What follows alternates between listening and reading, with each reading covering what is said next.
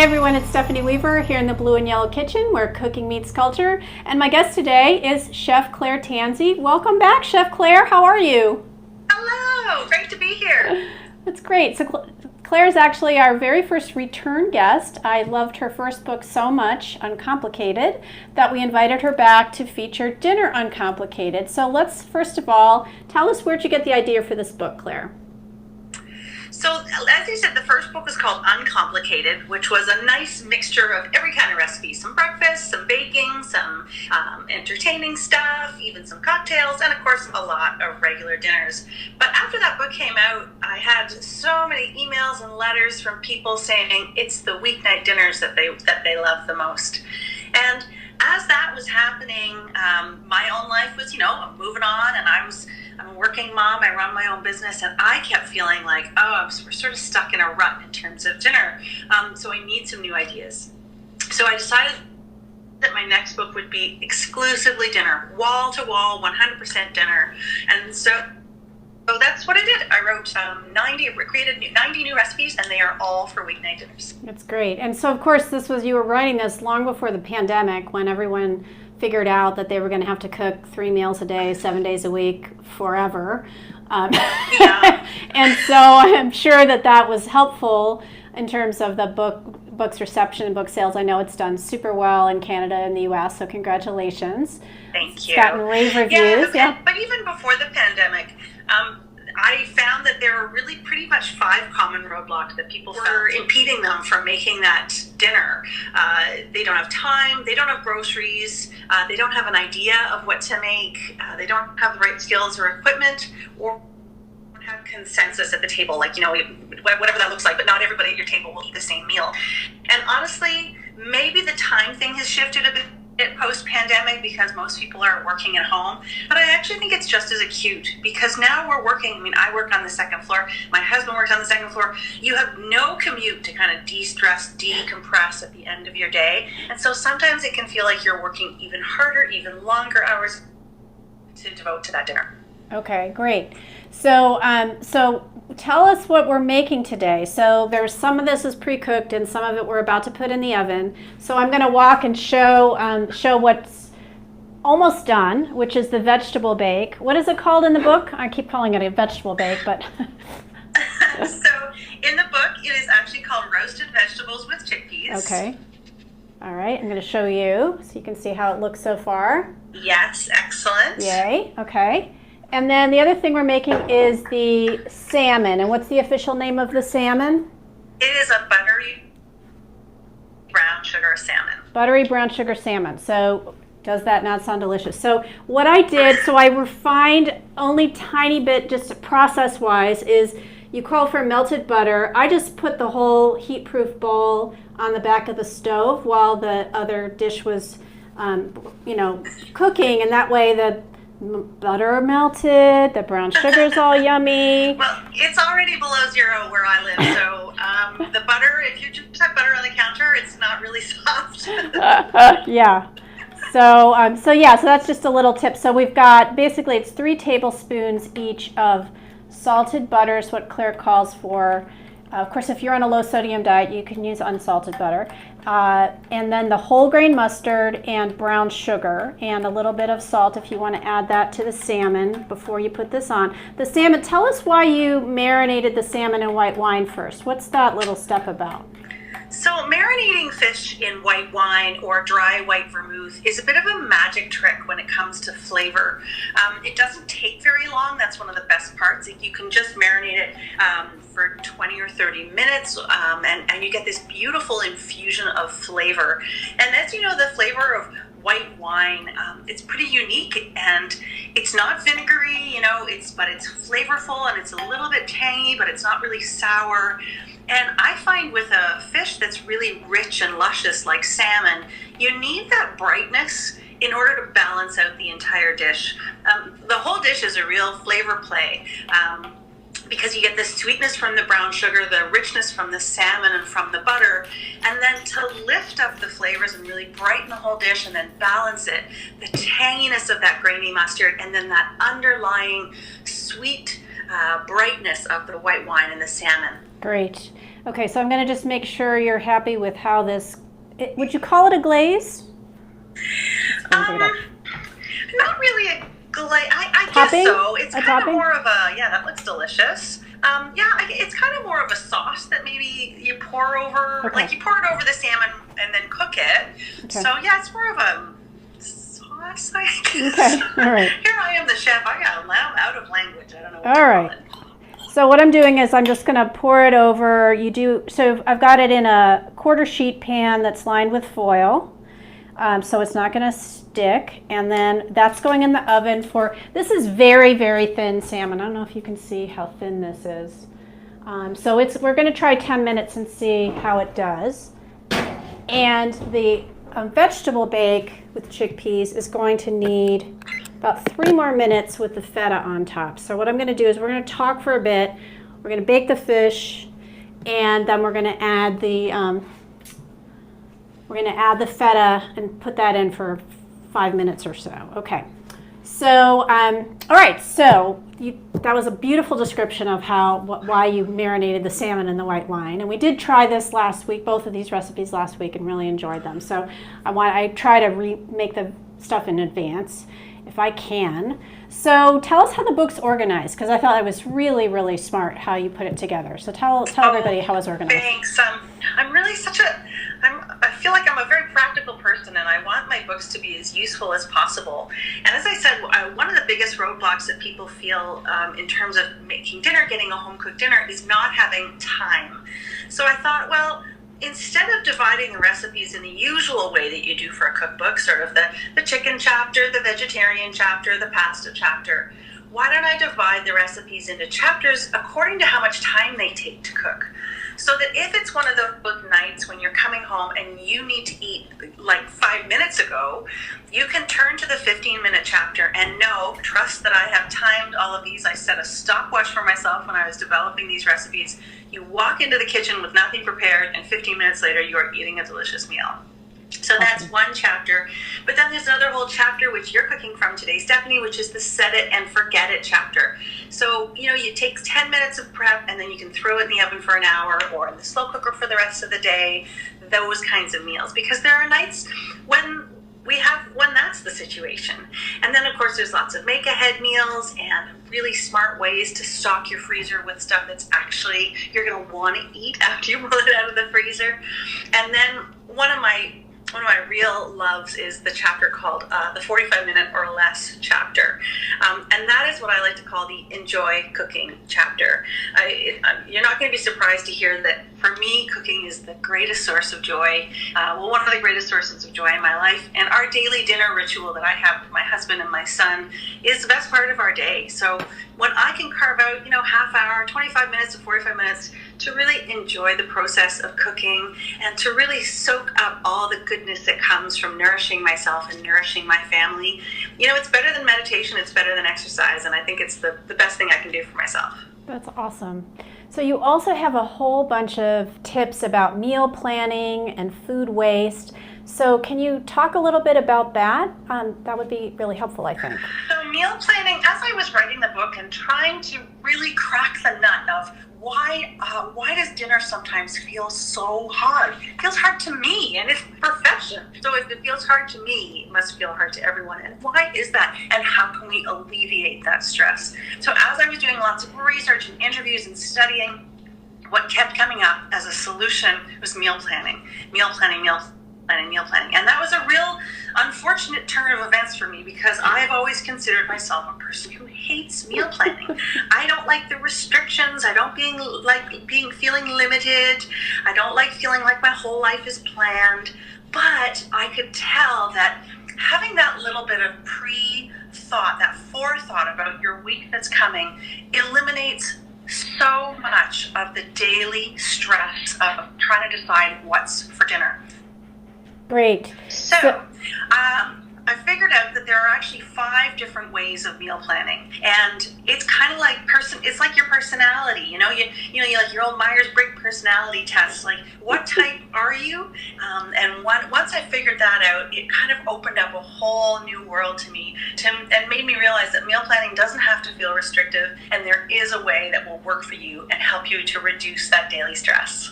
That's great. So I'm going to go ahead and put the feta on top because we're getting close to about 5 minutes. Great. So I'm just sprinkling. So this is an Israeli feta. I found at the local kind of natural food store. And it's about a half a cup. I've crumbled it up a little bit. And I'm looking forward to seeing, because we didn't have the feta last time, so I'm just looking forward. It is optional, so if you're dairy-free or really watching your sodium, you would skip this just because it's much higher in salt.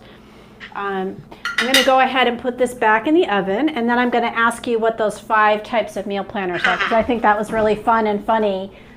And also, I think people will get a lot out of learning that. So, okay, so what are the 5 types of meal planners that you've identified?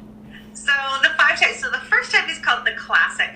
And the classic is probably what you think of when you think about meal planning. This is, the framework here is you can write out a week or 2 weeks or even a month of meals coming up, and then you go out, get the shopping done, and all you have to do is follow along with your own schedule. So if that is working for you, that is amazing. I admire you so much. But just know that if that has not worked for you, if you've tried that in the past, there are 4 other ways that you can do this. So the second way is called the camper system, and that's based on the model of summer camp where every night of the week is themed. So campers choose either a theme or a protein for every night of the week. I usually suggest doing a 2-week rotation. So, Monday is meatless night, Tuesday is taco night, Wednesday can be one pot wonder night, Thursday is sandwich night, etc. The themes stay the same, but the recipes themselves can change week to week. So you're not necessarily eating tacos every Tuesday or every other Tuesday. Maybe one Tuesday you're having tacos, the next week maybe you're doing nachos. Maybe the next time it comes around you're having burritos. So you can kind of just use that theme or protein to just give you that little boost and get over the roadblock of not having an idea for what to make. The third system is the batcher, and the batcher is a person who usually has very little time in the week, but can carve out some time on the weekend to really stock the fridge and freezer. So whether you're, making a big pot of chili and putting it in the freezer, or boiling a dozen eggs, or making your salad dressing and prepping your salads, you are doing a lot of your prep on the weekend, and then you're just rolling that out and eating what you got through the week. Only problem with the batcher, if you miss that prep day, the whole week is shot, and so you can often end up leaning on frozen dinners and takeout and that kind of stuff. Not the end of the world. The fourth system is the semi, and the semi is always where I suggest people to start if they've never done meal planning before. The semi pencils in 3 or 4 meals for the week, and then gets the groceries in the house for those meals, and then cooks them at some point during the week. So there's a lot of flexibility in there. You're not completely tied down to a very strict schedule, and you can have a little bit more flexibility there. The final framework, which everybody loves, is called the wing nut. We're all wing nuts at some point in our lives, and so on some point in the month as well. But the wing nut is somebody who can just wing it, who doesn't mind going to the store at the last minute, who can pick up groceries here or there, can cook some elaborate meal and eat at 9 o'clock at night. I always say it's great for young couples and retired chefs, and that's the happy wing nut. The unhappy wing nut is somebody who is just feeling the stress every day. Oh, I don't know what to cook. I don't have time. I don't have the groceries. So if you're a happy wing nut, fantastic, live it up. But if you're an unhappy wing nut, let's get you shifted to another framework. That's great. Okay, so I'm going to take a look and see how everything looks in the oven. And hopefully we're going to be ready to go here. Oh, it looks yummy. All right, so feta looks pretty melty. I'm going to have Chef take a look at the salmon and tell me, Chef, does that salmon look done to you? Can you see? It's hard for me to tell, but it sure does. Yeah, Here, so what I'm looking for, and I know it'll be hard for you guys to see, so when salmon bakes, the fat comes out, so the white, if you see white kind of stuff that's come out, that's normal, that's the fat that's cooked out of the meat. Because it's so covered in sauce, it is a little hard to tell, so we'll just do a little flaky test and see. Okay, so that does look cooked to me. So I've got am I in the right place? The fish is flaking beautifully. It's definitely cooked. There was a very thin piece of fish. So Chef, I'm gonna try to show you. Yum, Yeah, it's delish. okay. All right, so that means I did it right, yay. I'm turning that off. Let me show you the bake, the vegetable bake with the chickpeas. Okay, so you see how the feta, I mean the feta could maybe use a couple more minutes, but it's pretty. Yeah, feta, the thing is with feta, like it doesn't really melt. Yeah, right? it doesn't so totally sometimes melt. it can get a little bit brown. As long as it's nice and hot, you're not going to jump Yeah. right into something cold, then you're fine. All right, and then I'm going to sprinkle the parsley on, which adds that beautiful note of green brightness. And you called for a little bit of additional olive oil, right, on the top, across the top? Yeah, just a little extra drizzle. Just a little drizzle? Okay. I really feel like olive oil is one of those things that you shouldn't really cook because it ruins a lot of the beautiful flavors. So whenever I use olive oil, I try to add it at the last minute to really preserve all that beautiful fragrance and perfume of the olive oil. So now I'm just stirring it a little bit to just mix the feta, the olive oil, the parsley all the way through, and then I'm gonna serve some of this up and have a taste. So I am a batcher, but I would say that as you described it, I'm also kind of a semi, because I will find 1 or 2 recipes and decide I'm going to make them that week, and then get the ingredients for them. And that has to do also kind of with having this show, because I'm often cooking for this show. Well, and that's it. I'm a semi as well. Yeah. And a lot of it is because of the nature of my work, I don't always know if I'm going to have an assignment or a job that needs me to cook something that I can then repurpose into dinner. So I need that flexibility. Okay. All right. So I just plated. I'm going to show off the plating before I take a bite, because I want you to see it. Okay. It's very hard to get the angle on that. It's looking yummy. Pouring it off. There we go. Can you see? Okay, good. Looks very yummy. I'm going to taste the salmon that's on this fork over here. So delicious. Oh, good. It's been a big hit. I've actually been hearing from readers that their kids love this version of salmon. So it could be a real gateway dish for kids who are just learning to enjoy salmon. There's something about the brown sugar and the butter that really appeals to kids. Yeah. Oh yeah, the addition of the feta is really, really perfect on that. So this is all, it's kind of melty, and the vegetables are perfectly cooked. The only change that I made, Claire, was I added the chickpeas after the first 30 minutes of baking. So the chickpeas only had 30 minutes because they were kind of overdone to our taste. But otherwise, I made it exactly how you specified. Absolutely delicious. And I love, that this is something that we can eat, at any time. You can eat it almost room temperature. You can come back to it, and the next day it's even better. The red potatoes, there's bell peppers, wedges of onion, and then a little bit of tomato in there. So it just is a very simple, it was, I think you say like 10 minutes of prep. And also the prep on the salmon was super, super fast. So I definitely can give both of these recipes thumbs up, and as a dinner together, delightful. Yay! So yay, yeah. Anything else you want readers to know about the book? It's available everywhere, and my goodness, you should buy it. Yeah, there you go. Excellent. So yeah, absolutely. So Claire, I want to thank you so much for being here. This is I wanted to feature Claire this time of year because everybody's starting to think about holiday gifts. And this would be a fantastic holiday gift. So many people who are probably at their wits' end making dinner.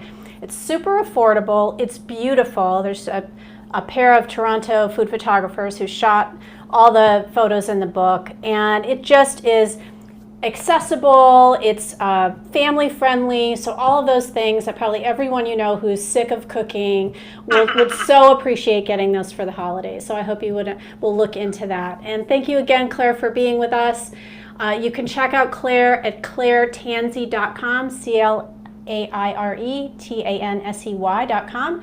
You can follow me at SWeaverMPH.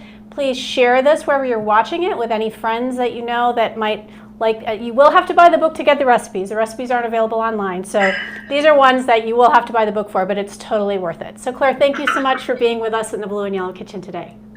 Thanks so much, Stephanie. It's been great to be with you. Bye, everyone.